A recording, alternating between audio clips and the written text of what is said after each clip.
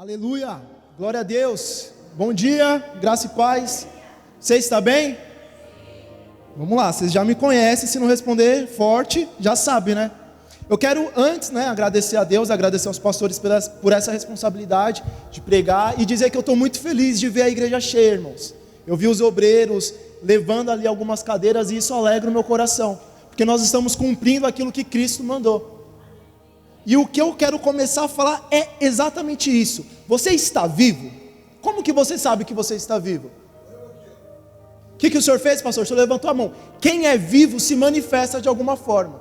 Quem é vivo reage de alguma forma. E eu quero ver se você está vivo hoje. Levanta a mão, dá uma balançada, vê se você consegue levantar, abaixar. Você está vivo? Aleluia, glória a Deus. E por você estar vivo, você deve gerar vida. Tudo que Deus ele derrama sobre as nossas vidas, nunca é sobre nós, mas é sobre o corpo. Então se você tem vida, você deve derramar a vida. Como que nós sabemos que nós estamos vivos? Porque é manifesto. Eu olho para o meu corpo, eu vejo as minhas veias, eu sei que tem um sangue correndo. E esse sangue carrega nutrientes que fazem com que o meu corpo consiga se mover, consiga viver. Só que eu não sei se você sabe, você foi comprado por um alto preço. O sangue precioso de Jesus. E esse sangue, ele cobre o seu espírito. E o seu espírito, com esse sangue, ele também tem vida. Você sabia disso? Então você também não deve só se manifestar fisicamente, mas espiritualmente. Você não pode ter uma vida espiritual morta, porque você foi comprado com um alto preço. O sangue de Jesus. E ele está sobre a sua vida. E você deve se manifestar. Amém? Aleluia, glória a Deus. Olha o que 1 Pedro capítulo 1 versículo 18, nós vamos ler até o 19, diz: pois sabem que não foi por meio de coisas perecíveis, como prata ou ouro, que vocês foram redimidos ou resgatados da sua maneira vazia de viver. Nós tínhamos uma maneira vazia, morta de viver, mas recebemos um alto preço, foi pago como resgate. E olha o que termina dizendo: transmitida por seus antepassados, mas pelo precioso sangue de Cristo, como de um cordeiro, sem mancha e sem defeito. Você conseguiu entender isso? Irmãos, quando eu fiquei sabendo que eu ia pregar num culto de ceia, eu não consegui pensar em uma outra mensagem, a não ser a mensagem da cruz. Não veio outra coisa na minha cabeça, a não ser esse tema, a mensagem da cruz. Porque isso resume toda a nossa vida espiritual. Isso resume toda a nossa vida e todo o esforço que nós empenhamos para isso. E você vai conseguir entender. Mateus capítulo 27, do versículo 50 ao 52, diz assim: Jesus, porém, bradando novamente em alta voz, entregou o Espírito. Naquele momento, o véu do templo rasgou-se em duas partes, de alto a baixo. A terra tremeu e as rochas se fenderam, os sepulcros se abriram, e os corpos de muitos santos que tinham morrido foram ressuscitados. Não sei se você entende isso, ou se você já leu isso em algum lugar, ou já ouviu essa história, mas a mensagem da cruz, ela é muito simples, e você vai entender ela hoje. Cristo, para entendermos a mensagem, você primeiro precisa entender o que é. Eu separei 3 tópicos para você conseguir entender isso. E o primeiro tópico é: o que é a cruz? Esse texto que nós acabamos de ler retrata os últimos dias de Jesus na cruz. Você pode falar: Edu, eu já li essa história, Jesus morreu. Irmãos, ninguém matou ele. Nós lemos, ele entregou o seu Espírito. E você vai conseguir entender como isso é lindo e como a ciência também consegue comprovar isso. Porque a cruz, o que é a cruz? A cruz era uma maneira difícil, dolorosa, de punição, de morte e de humilhação. Era uma morte lenta, era uma morte dolorosa. Alguns ali ficavam dias na cruz. E o que eles faziam para acelerar essa morte? Um exemplo: está crucificado, está ali há muito tempo, eu quero acelerar. Eles quebravam os joelhos, porque dessa forma a pessoa não ia conseguir respirar mais. Você pode falar: Edu, o que o joelho tem a ver com respirar? Calma, você vai entender. E isso não é só nessa parte física, mas é na parte espiritual, irmãos. O nosso respiro, o ar que nós temos está no joelho. Se você souber a força e o poder que o joelho dobrado tem, se você souber o quão forte e poderoso são os seus joelhos dobrados em oração, dobrados clamando por uma vida, nós vimos um testemunho lindo, tremendo. Mas vamos voltar, o que é a cruz? Era uma sentença de sofrimento, de morte e de humilhação. Ela se iniciou 6 séculos antes de Cristo e foi criada pelos assírios e pelos babilônicos. Só no primeiro século antes de Cristo que Roma conseguiu aprender essa forma de tortura e começou a praticar isso. E como que ela era? Era considerada a pior morte da antiguidade. A pior. Às vezes nós falamos, a pior morte é morrer queimado ou morrer afogado. A pior morte na antiguidade era considerada a cruz. Roma, para você ter uma ideia como era tão ruim e tão humilhante, até os piores prisioneiros de Roma, se era um romano, eles não crucificavam, porque era uma vergonha para um romano, era uma humilhação. Eles faziam isso com prisioneiros estrangeiros, e era uma forma de causar terror na população, servia como exemplo. Era uma morte lenta, porque quando você ficava preso na cruz, os pregos eram pregados nos seus pulsos e nos seus pés, então você perdia muito sangue. E quando você estava pregado na cruz, para você conseguir respirar, você precisava forçar, para você conseguir arrumar o seu corpo, para o seu pulmão ter espaço, para você conseguir inspirar e expirar. E nesse momento de força que você faz, o sangue começava a jorrar. Então a pessoa que estava sentenciada, ela tinha que escolher entre sangrar ou respirar. Era uma morte dolorosa e terrível. Muitos morriam por sufocamento, muitos morriam por perda de sangue, muitos morriam porque os órgãos não funcionavam mais, falência múltipla dos órgãos, desidratação, eram muitas as causas da morte, e era algo terrível. E eu não quero falar isso para você se comover ou para você ficar triste, porque irmãos, nós sabemos o final dessa história, e o final dessa história não termina em morte, amém? Termina em vida. Mas eu estou falando isso para você conseguir entender o que ele sofreu por você, para você conseguir entender que por mais que você tenha chegado aqui e tenha achado que você é um nada, você foi comprado por um alto preço. Quem está disposto a pagar um alto preço por alguém que não é nada? Irmãos, você não é nada, você tem um valor. O próprio Deus desceu na terra e ele sofreu isso. Ele escolheu entre sangrar ou respirar. Ele teve desidratação. Você sabe da história. Na hora da crucificação ele falou, eu tenho sede, e deram vinagre para ele beber. Você conhece a história melhor do que eu. E tudo isso ele sofreu, não simplesmente para ter um mundo perfeito, mas para ter você nele. Porque esse mundo perfeito já existe, irmão, é o céu, e nós somos de lá. Nós precisamos ter esse entendimento. Você não é aqui da terra, você é um ser celestial, amém? Aleluia. Durante o processo da crucificação, até a pessoa ser crucificada, ela tinha um percurso a percorrer. Ela carregava aquela trave, a cruz horizontal, a parte da cruz horizontal, por um longo caminho para ser humilhado. Durante essa travessia, essa caminhada, ele era espancado, ele era humilhado. As pessoas olhavam e as pessoas nem sabiam quem era, mas sabiam que era um maldito. Sabiam que era um homem que foi condenado à pior morte daquela época. E por mais que já pareça horrível você carregar essa parte da trave da cruz, que pesava cerca de 22 a 30 quilos, Jesus ele foi obrigado a carregar a cruz inteira, que pesava em média 130 quilos. Agora você entende porque pediram para o sirineu ajudar ele a carregar?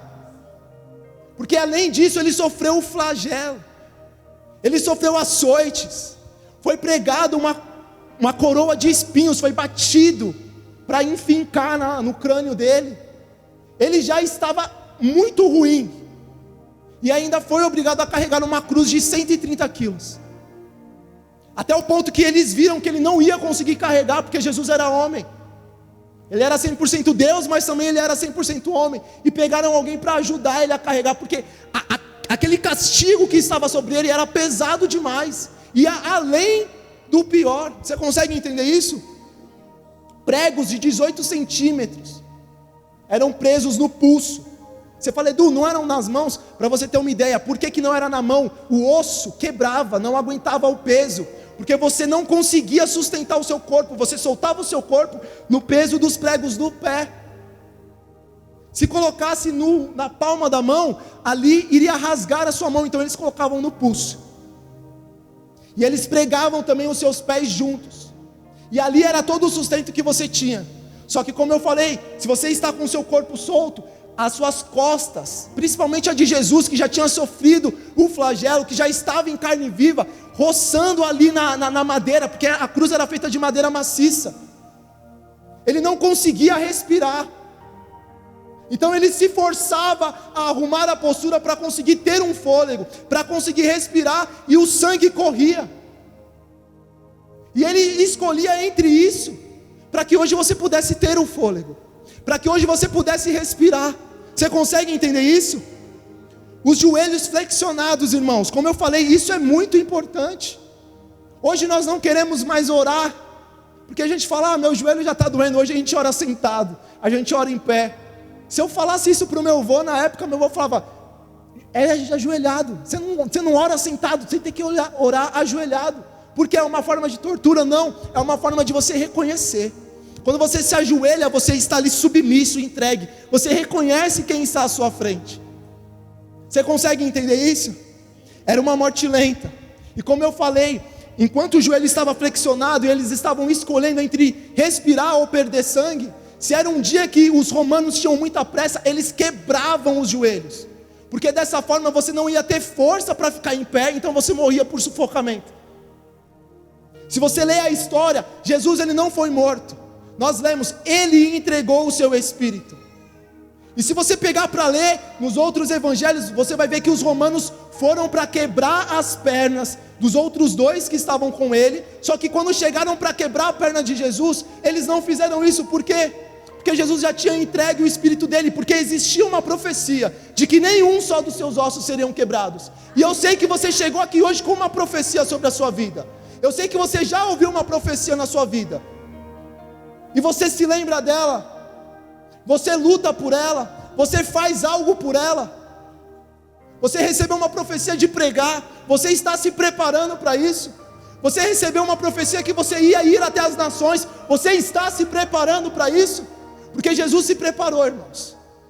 Nós não temos muito relato sobre a infância dele, mas o único relato que nós temos, nós vimos aonde ele estava no templo, aprendendo e ensinando, porque o que ele nos ensina não deve ficar para nós.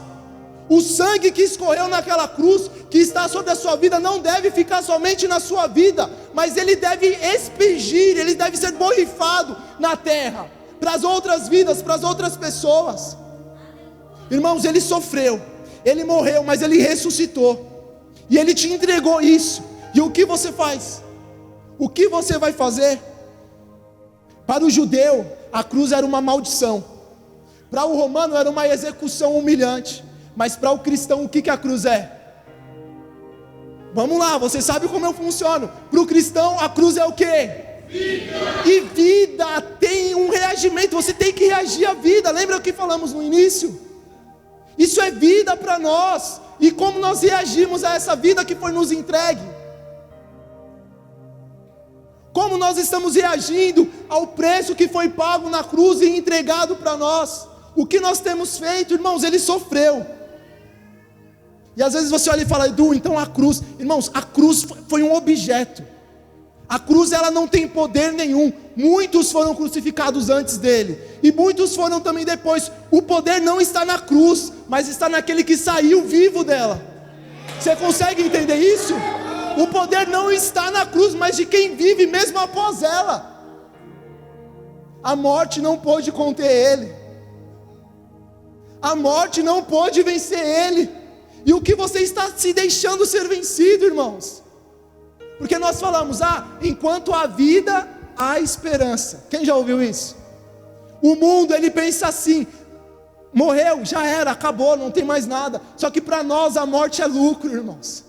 Porque quando nós morremos, nós estamos vivos. Eu não sei se você consegue entender isso, mas esse é o mistério da cruz, essa é a mensagem dela. Você morrer para o mundo, para você viver para Cristo, amém? Aleluia, glória a Deus. E nós vamos para o segundo ponto, o objetivo.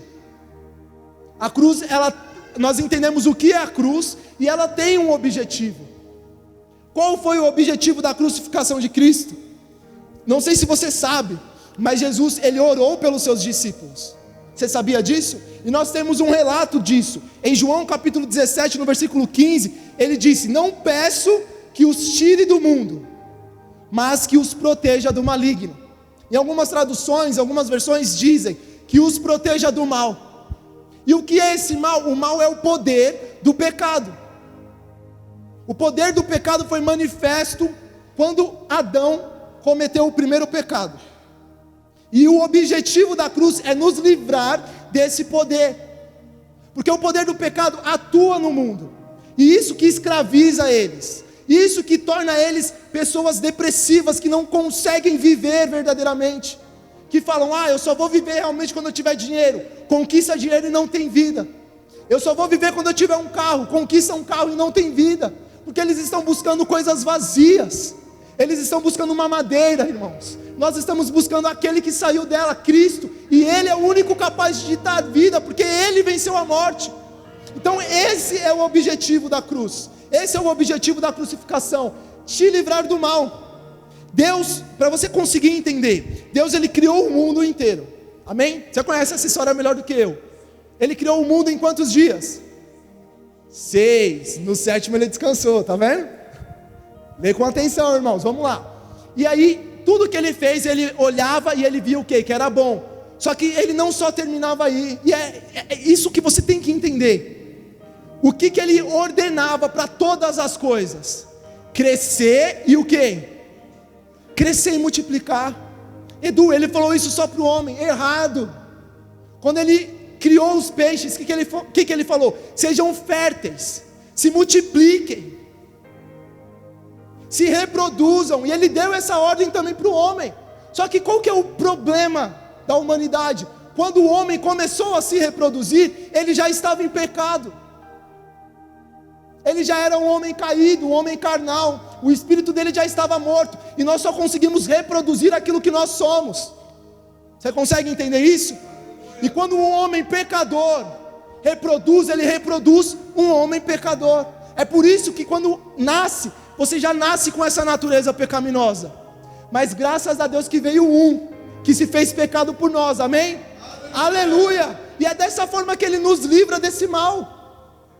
Porque se não fosse Cristo, qual é o salário do pecado? Vamos lá, me ajuda a pregar. Qual que é o salário do pecado? Vamos supor que eu sou Adão. Eu pequei, eu estou como um pecador, e aí eu sei que o salário do pecado é a morte, então eu vou me matar. Só que se eu morro como um pecador, o que acontece? Condenação. Então como eu vou ter vida? Como eu vou conseguir vencer? Eu tinha uma dívida impagável. Eu tinha uma dívida que eu não conseguiria pagar, porque se eu pagasse, aquilo significaria uma condenação eterna para mim. Se eu realizasse esse pagamento, isso seria terrível. E o poder do pecado não acometeu só o homem, não só ele virou um devedor, mas a terra foi profanada. A terra virou maldita. A terra começou a produzir espinhos e abrolhos.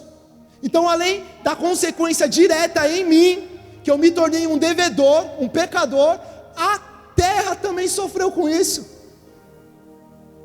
O homem teve que trabalhar muito mais. Tem gente que pega esse texto e fala: Edu, nossa, então olha, se Adão não tivesse pecado, a gente não ia precisar trabalhar, a gente ia ficar lá no jardim de boa. Errado, irmãos. Adão, ele trabalhava no jardim. A condenação foi que o trabalho seria mais pesado, seria mais árduo, seria mais dificultoso, por conta de um pecado, por conta do erro de um. E o mal, o pecado, ele tem essa ação direta em nós. Nós viramos devedores. Só que ele tem essa ação indireta em nós. A destruição de relacionamentos. O homem se relacionava com a terra e era um relacionamento bom. Ele olhava para os animais e falava: você vai se chamar tal. E cavalo tem cara de cavalo, não tem? Leão tem cara de leão. Era um bom relacionamento. Só que a partir do momento em que o pecado entrou, houve essa ação maligna, indireta. E não teve mais essa boa relação, não só com a terra, mas também com o céu. O homem, ele não podia por si só subir, ter relação com Deus novamente. Mas Deus, ele é misericordioso, diga isso. Graças a Deus por isso. E essa era a condenação antes da cruz. Nós éramos devedores sem relacionamento algum. Tudo que nós vimos, irmãos, quando você pegar para ler a Bíblia, você vai conseguir enxergar no Antigo Testamento. Às vezes você lê e você fala: Edu, eu não entendo isso, sacrifício, por que tinha que fazer daquela forma? Tudo isso apontava para ele, apontava para a obra da cruz. E quando você consegue ter essa macrovisão do Evangelho, você consegue entender tudo isso. Vamos lá, Adão pecou, o que aconteceu após o pecado? Um animal foi morto para quê? Para cobrir a vergonha do homem. Ele peca, ele olha para si, ele fala: eu estou nu. Ele fica com vergonha e ele se esconde. Nós conhecemos a história. Deus vai, conversa com ele e fala: olha, eu não vou te deixar sair envergonhado dessa maneira. Eu vou cobrir a sua vergonha. E aquele animal que foi morto já apontava para Cristo. Aquele animal que serviu como para cobrir a vergonha do homem, aquilo já apontava para a obra da cruz, que ele iria sofrer para cobrir a nossa vergonha. Ele iria sofrer para cobrir os nossos pecados. E não para só nisso, todo o Antigo Testamento tem alguma coisa. Quem lembra da história de Abraão? Abraão queria muito o quê? Vamos lá, Abraão queria muito o quê? Ele recebeu um filho. E olha que lindo, o presente para o filho dele seria uma execução em sacrifício. Como assim, Edu? Ele ganhou um filho, Deus deu um filho para ele, e agora Deus está tomando? Não, irmãos. Tudo isso eram sombras para apontar para ele. Quando Abraão está lá, no Monte Moriá, Isaac está pronto ali para ser morto pelo seu pai, para ser oferecido como um sacrifício. A palavra fala que um anjo do céu desceu e falou: Abraão, não faça isso. E isso é lindo. E você vai conseguir entender comigo. Abraão estava nessa posição, irmãos. Abraão estava pronto para matar o seu filho. Só que quando ele ouve isso: Abraão, não faça isso, a Bíblia fala que ele ergueu os olhos e ele viu um cordeiro.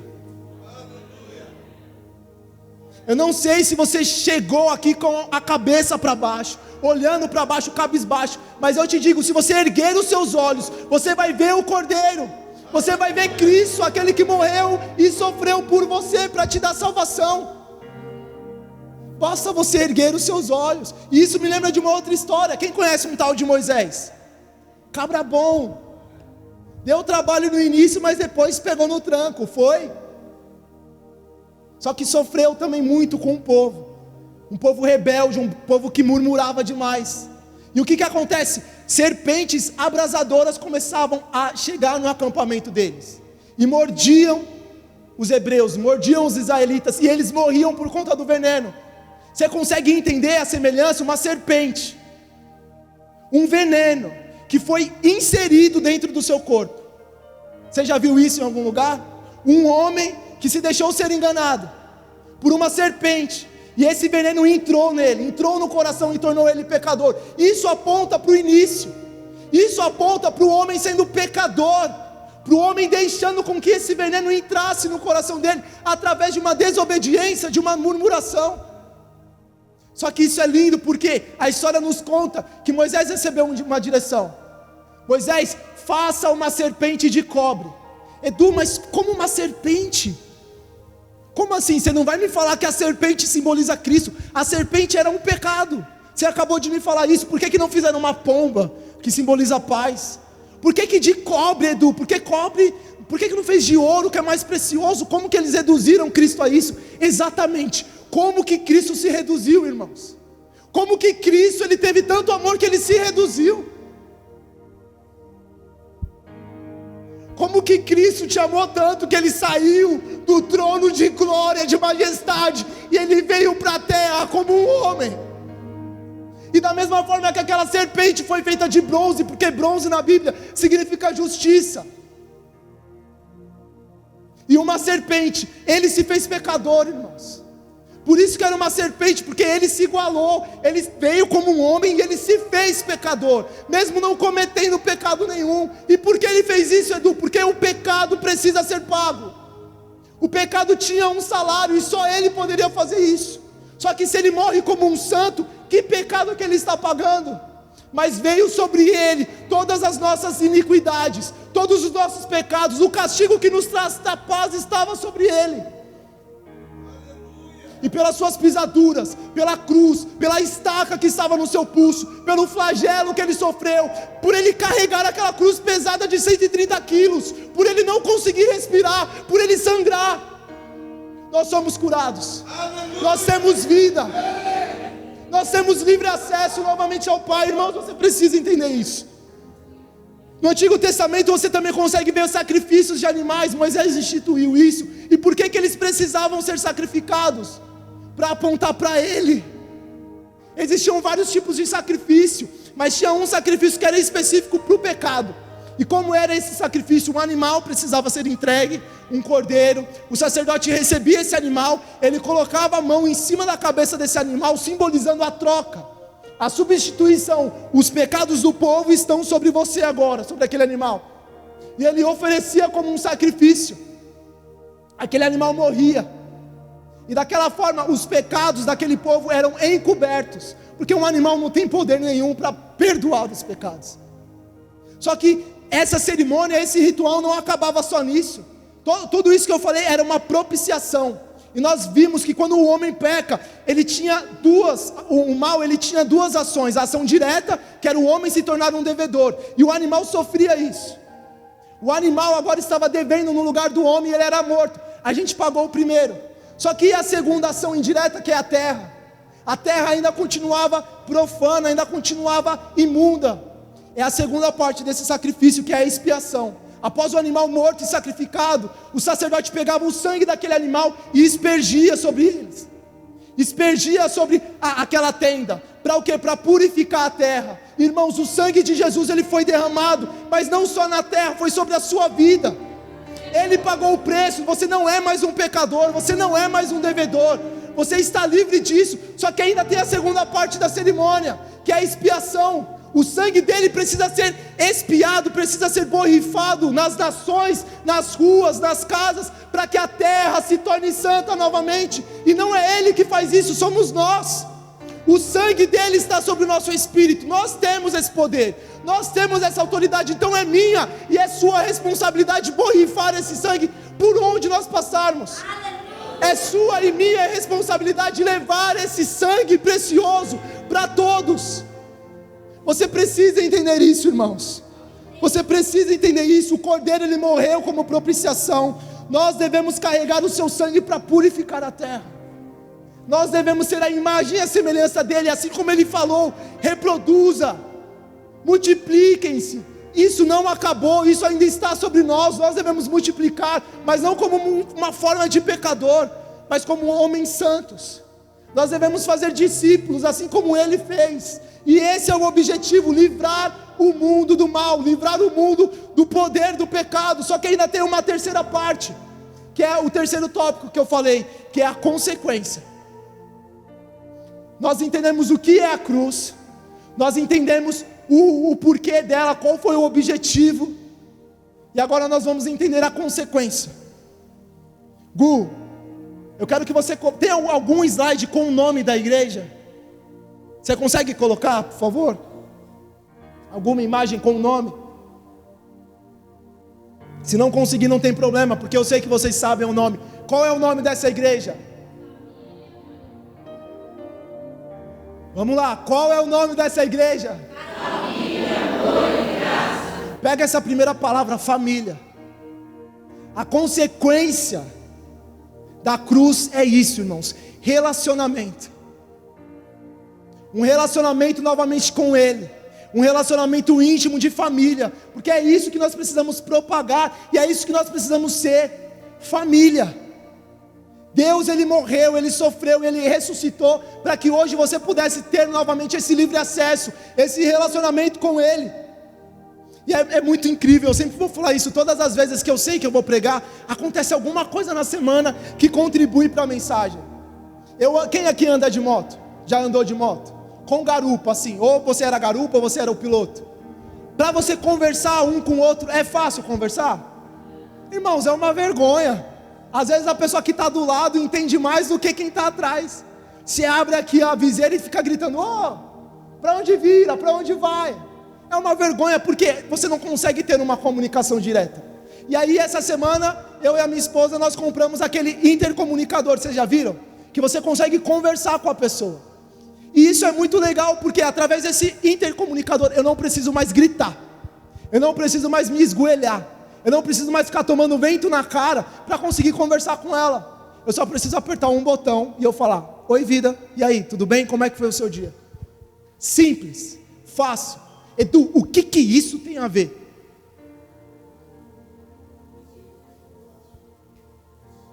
Irmãos, é uma coisa muito fácil de entender.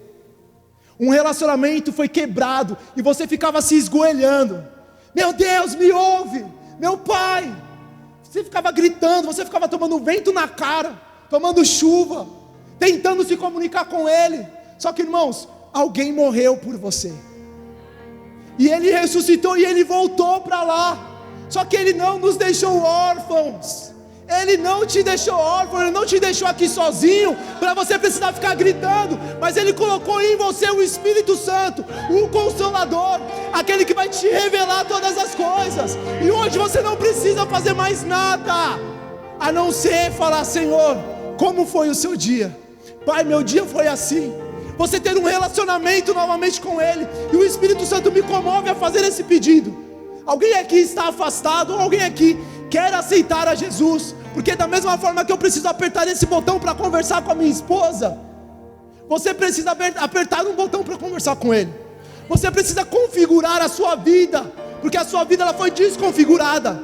Você era um espírito, esse espírito morreu, então a sua alma passou a governar. Só que hoje você tem o poder de configurar, de você trocar, de você colocar o seu espírito como governante da sua vida. Mas para isso você precisa levantar a sua mão e declarar Ele como seu Senhor e Salvador. E o Espírito me comove a fazer isso. Alguém aqui tem essa vontade? Alguém aqui quer fazer isso? Edu, mas eu já aceitei e eu caí, e agora eu não tenho mais coragem. Irmãos, você pode se reconciliar com Ele. Você pode se reconciliar com Ele. Esse convite não é só para esse momento. O culto ainda não acabou. Nós vamos celebrar a ceia. Nós temos muitas coisas para fazer. E durante todo esse tempo, se você quiser, é só você levantar a sua mão aonde você está e falar: eu quero aceitar Ele como meu único e suficiente Salvador. Porque através disso, desse relacionamento, nós nos tornamos um. Através desse relacionamento você se torna um. Lembra no início que eu falei que Jesus, Ele orou pelos seus discípulos? Você sabia que Ele não orou só pelos seus discípulos, mas que Ele orou por você também? Edu, você vai ver. Coloca para mim, João capítulo 6, versículo 56. Diz assim: todo aquele que come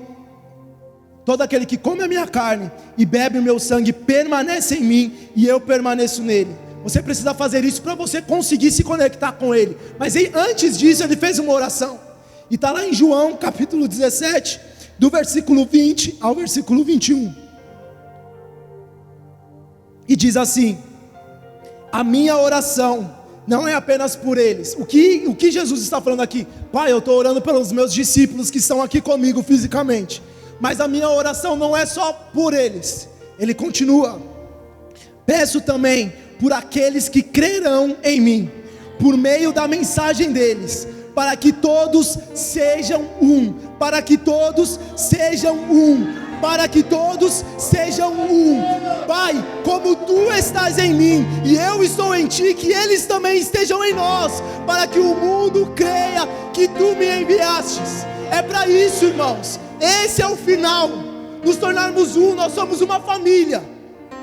Nós temos o amor de Deus em nós e nós andamos na graça dele. Esse é o objetivo final. Eu te convido a ficar de pé.